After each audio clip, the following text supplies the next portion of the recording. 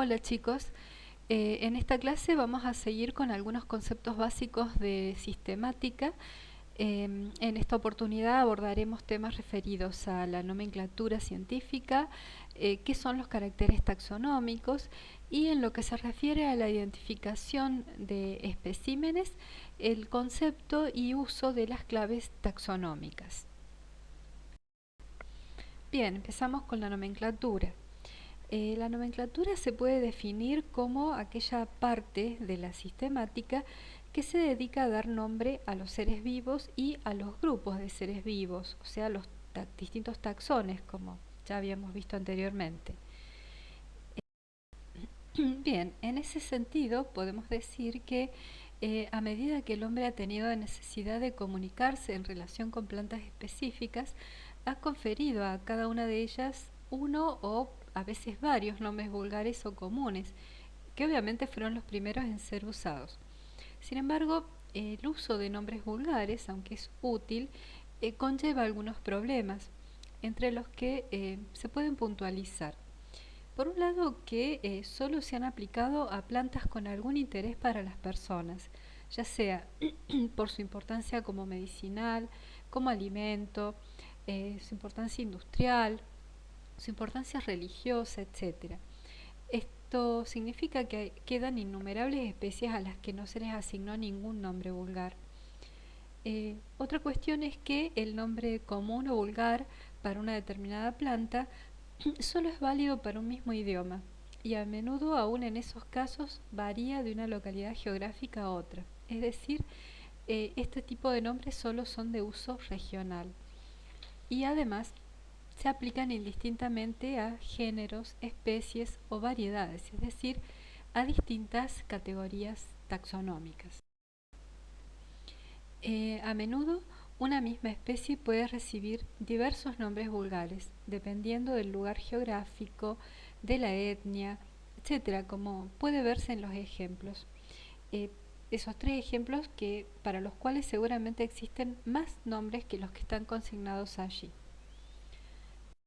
El caso contrario es cuando un mismo nombre vulgar se aplica a distintas especies que pueden o no estar relacionadas entre sí. En el ejemplo tienen el nombre vulgar uña de gato e ilustradas por lo menos 4 especies distintas a las que se las llama de esa manera y solo son 4 las que están ilustradas, pero de hecho existen muchas más que esas. En el siglo XVI, que es la época de los grandes viajes de exploración en los que se descubrían nuevas especies casi todo el tiempo, y frente a la necesidad de designarlas de algún modo, se empezaron a proponer sistemas para denominar a las especies, procurando que estos garantizaran estabilidad, orden y comprensión científica.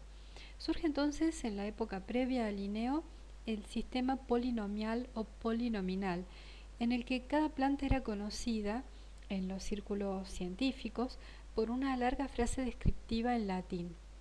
Este sistema, como podrán imaginar, resultaba engorroso y era más lo que entorpecía la comunicación que lo que la facilitaba.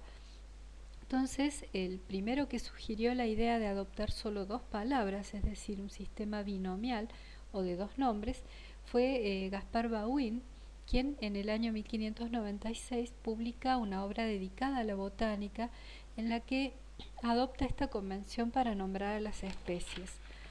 Pero es bastante tiempo después, a partir de la publicación de las obras de Linneo, que el sistema binomial fue establecido definitivamente. Linneo publicó varias obras, entre las que destacan Filosofía botánica del año 1751, en la que sienta las bases de las reglas de nomenclatura que se usaron posteriormente, y otra obra importante es Species Plantarum del año 1753, año que se acepta internacionalmente como el comienzo de la nomenclatura botánica moderna y se considera el punto de partida del principio de prioridad que se usa para la nomenclatura de plantas. En este libro él describía y daba nombre a más de 7.300 especies de plantas. Entonces, de acuerdo al sistema binomial de nomenclatura, que es el que se aplica actualmente, El nombre científico de cualquier especie, sea animal o vegetal, consta de dos palabras, es decir, es una combinación binaria.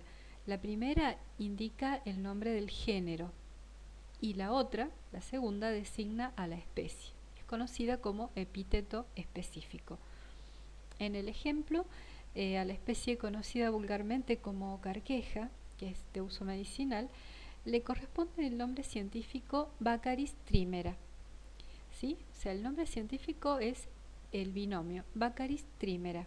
Allí la primera palabra, Baccharis, es el género o nombre genérico y la segunda palabra, trimera en este caso, se conoce como epíteto específico. A este nombre se le agrega una sigla que corresponde al nombre, a veces abreviado, del o los autores del binomio. El nombre del autor no es parte del nombre de la especie y solo se cita con el propósito de brindar mayor precisión. Además, en las publicaciones científicas, sobre todo en botánica, también se acostumbra a citar la fecha de publicación válida del binomio. Bien, ¿qué podemos decir de los nombres genéricos? Los nombres genéricos o géneros se toman del latín o del griego. Normalmente corresponden a sustantivos escritos en singular. En el ejemplo tienen matricaria, que es el nombre genérico de la manzanilla. El nombre matricaria proviene del latín matrix, que significa útero, nombre debido probablemente al uso tradicional de esta planta para tratar dolencias femeninas. También puede usarse el nombre de una persona latinizado en conmemoración, o sea, para conmemorarla, como el caso de los géneros Bauhinia o Alstroemeria, en honor a Gaspar Bauhin y a Carl de Alstroemer respectivamente. En este caso, los nombres deben latinizarse de acuerdo a reglas gramaticales específicas. Entonces, el nombre genérico se escribe en singular y va siempre escrito con letra inicial mayúscula, solo la letra inicial. No es correcto acá escribir todo en mayúscula, por ejemplo. En cuanto al epíteto específico, se escribe siempre en minúscula, completamente en minúscula, como pueden ver en los ejemplos. En el pasado y hasta principios del siglo XX se consideró apropiado que el epíteto se iniciara con mayúscula cuando derivaba de un nombre propio, como pueden ver ahí en el ejemplo Baccharis darwini, o también cuando se tomaba a partir de un nombre vulgar, como en el caso del lapacho, Tabebuia lapacho. Y así puede encontrarse en textos antiguos. Sin embargo, no es lo correcto en correspondencia con la convención moderna. Otra cosa a puntualizar es que si el epíteto implica varias palabras, estas se combinan en una sola o se ligan por guiones, como pueden ver en los ejemplos, porque se debe mantener el hecho de que el nombre de una especie debe ser un binomio, solo dos términos, dos palabras.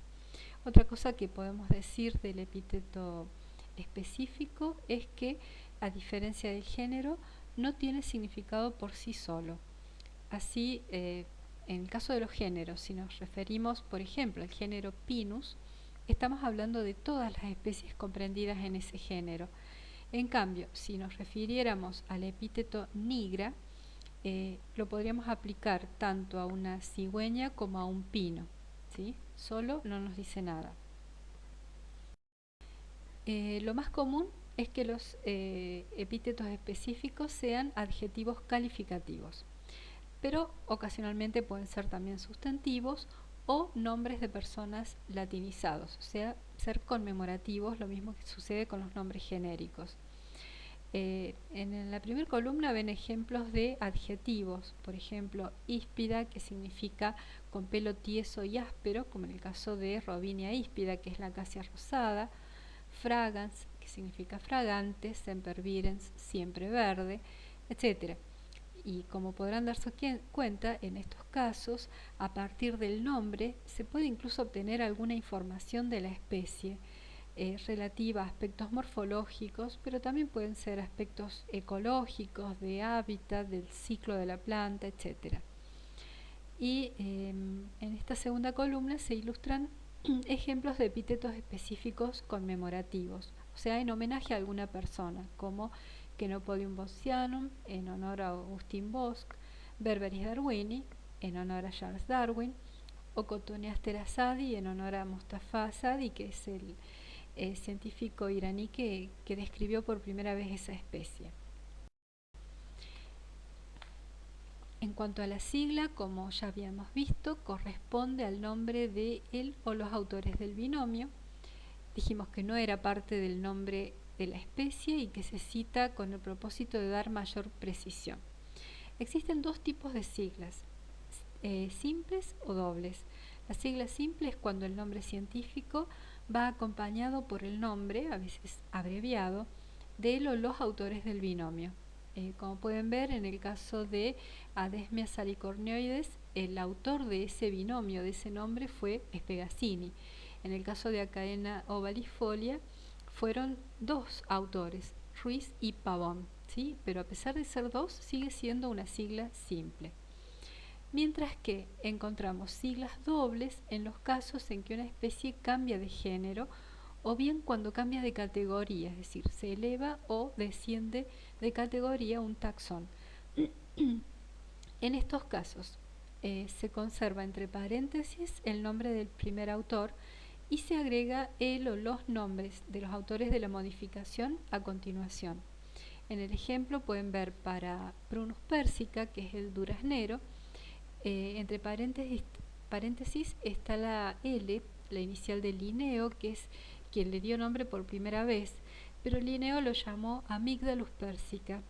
Posteriormente Stokes lo reclasifica en el género Prunus y en ese caso su nombre también tiene que ir en la modificación, pero conservando entre paréntesis al autor que primero denominó a la especie. El segundo ejemplo, que es el de Scalonia alpina, ahí también hay una sigla doble. En ese caso lo que sucedió fue que Meyen, primer autor, la había clasificado como Scalonia carmelitana, pero posteriormente Acevedo y Causel, que son otros investigadores, consideran que no corresponde que sea una especie, sino que más bien es una variedad de Scalonia alpina, y entonces la reclasifican como Scalonia alpina variedad carmelitana. Es decir, ahí se produjo un descenso de categoría y también corresponde a una sigla doble. Resumidamente nos damos cuenta que la sigla es doble cuando alguna inicial o el nombre de algún autor aparece en la sigla entre paréntesis. Siempre recordar que la sigla, así como la fecha de publicación, no forman parte del nombre científico, sino que se citan para dar mayor precisión a una publicación científica. ¿Qué requisitos tiene un nombre científico?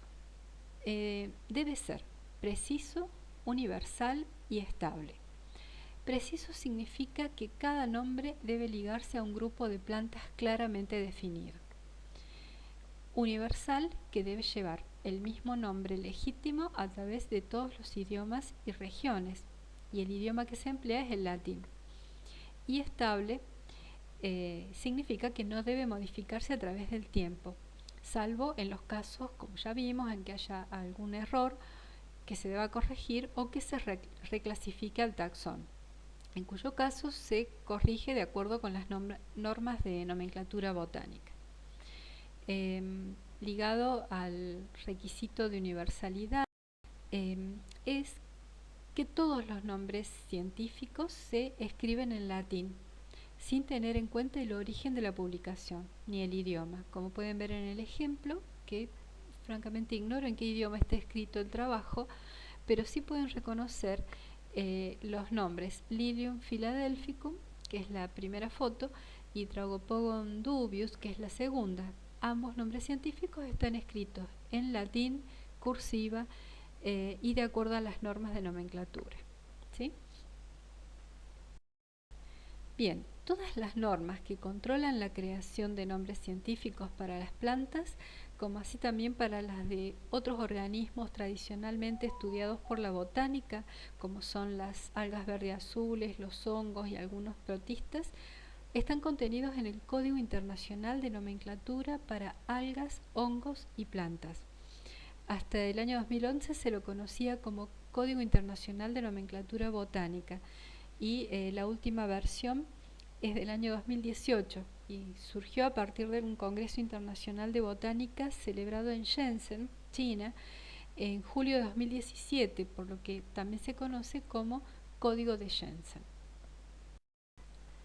Los nombres de los taxones que se ubican por encima del rango de especie son unitarios o uninomiales, es decir, son un solo término.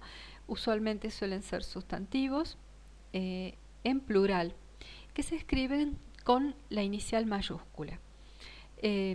Por ejemplo, para formar el nombre de una familia, se toma uno de los géneros más característicos a la que se le agrega la terminación aceas o aceae en el caso que se use el idioma latín.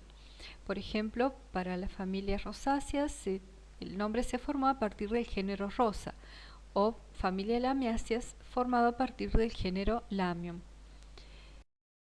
El código contiene una serie de reglas y recomendaciones respecto al sufijo, es decir, la parte final de la palabra, que debe llevar el nombre de cada categoría. Por ejemplo, fita para indicar división, ales para orden, aceas para familia u oideas para subfamilia, etc. Identificar esos sufijos nos permite ubicarnos en la categoría a la que se está haciendo referencia. Y desde orden hacia abajo, si se fijan, son todas reglas, es decir, de aplicación obligatoria, mientras que de orden para arriba son recomendaciones, por lo que van a ver muchas veces nombres que no se corresponden con lo que dice el código. Así muchos de ustedes conocen como clase monocotiledóneas, que no tiene nada que ver con la terminación ópsidas que se recomienda el código para esta categoría.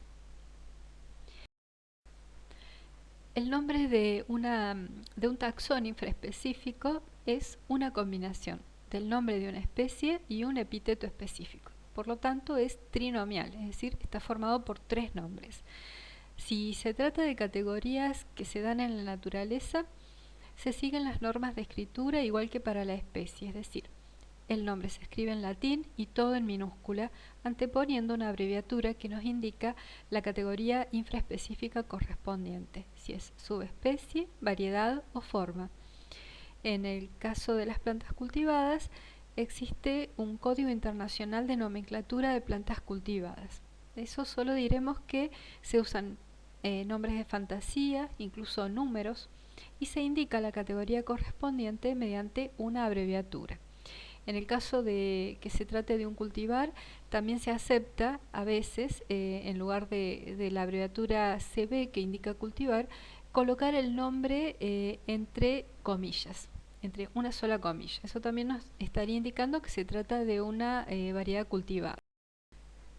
Cuando hablamos anteriormente de la construcción de un sistema de clasificación, mencionamos que uno de los pasos a seguir era la selección de caracteres de interés en los organismos estudiados. Y estos son los llamados caracteres taxonómicos. Un carácter taxonómico puede definirse como cualquier atributo, característica o particularidad susceptible de evaluarse y cuya variación permite diferenciar grupos o taxones. Un carácter puede presentarse, mejor dicho, para tener valor taxonómico debe presentarse en al menos dos condiciones o estados, lo que denota que no existe uniformidad en la expresión del carácter observado entre los individuos o la población. Por otro lado, un buen carácter debe ser relativamente estable, es decir, con escasa variación de una generación a otra y baja sensibilidad a los cambios ambientales. Para aclarar, el término estado hace referencia a las alternativas o variantes que puede presentar un carácter. En el ejemplo, para el carácter color de tépalos, se presentan o están ilustrados tres estados: celeste, amarillo y naranja o rojo. Cuando se necesita identificar un espécimen desconocido, se pueden recurrir a distintas alternativas, como consultar con un especialista o comparar con material herborizado. Pero entre las herramientas disponibles para la identificación también se encuentran las claves taxonómicas. Para la elaboración de una clave se toman en cuenta precisamente lo que ya estuvimos viendo, caracteres taxonómicos y sus diferentes estados. Hay claves para determinar diferentes organismos, animales, plantas, hongos, etc., como así también claves que alcanzan nivel de especie, género, familia o cualquier otra categoría taxonómica. La mayor parte de las claves que se usan en la actualidad son dicotómicas o binarias. Esto significa que están organizadas en pares de afirmaciones contrapuestas. Por ejemplo, plantas con flores amarillas versus plantas con flores distintos al amarillo. O como en el ejemplo, planta con flores azules o violetas contra plantas con flores amarillas o blancas. Siempre se deben leer las dos afirmaciones que se contraponen primero, o sea, las leemos juntas y luego se opta por una de ellas. La afirmación que se descartó y todas las que estén subordinadas a ellas no se consideran más en el desarrollo de la determinación. El tipo de clave que tienen ilustradas ahí es una de las más comunes, se llaman claves paralelas o pareadas. También se pueden dar claves con otro formato como el que pueden ver en la diapositiva, que son las llamadas claves con sangría o clave dentada. Es lo mismo usar una u otra. En este caso es más claro visualmente cuáles son las afirmaciones subordinadas a cada una de los dilemas anteriores. En cuanto a la mecánica para el uso de una clave, es bastante simple. Si volvemos al ejemplo de las flores amarillas que habíamos dicho antes, si tenemos la siguiente planta y leemos la dicotomía, planta con flores azules o violeta versus planta con flores amarillas o blancas, nuestra planta tiene flores amarillas, entonces seguiríamos a la dicotomía número 3 y directamente saltamos la 2. La 3 dice, plantas con flores blancas, ya se nos cierra el dilema, llegamos a la especie C, plantas con flores amarillas, llegamos a la especie D. Nuestra flor cumple la condición 3B, por lo que pertenecería a la especie D. O sea, es una mecánica sencilla, por supuesto esta es una clave muy simplificada. Una cosa a destacar es que siempre es recomendable confirmar la determinación realizada comparando el material en estudio con una descripción minuciosa de la especie o taxón al cual se llegó en la clave. Bien, y con esto terminamos con el tema de conceptos básicos de la sistemática. Muchas gracias.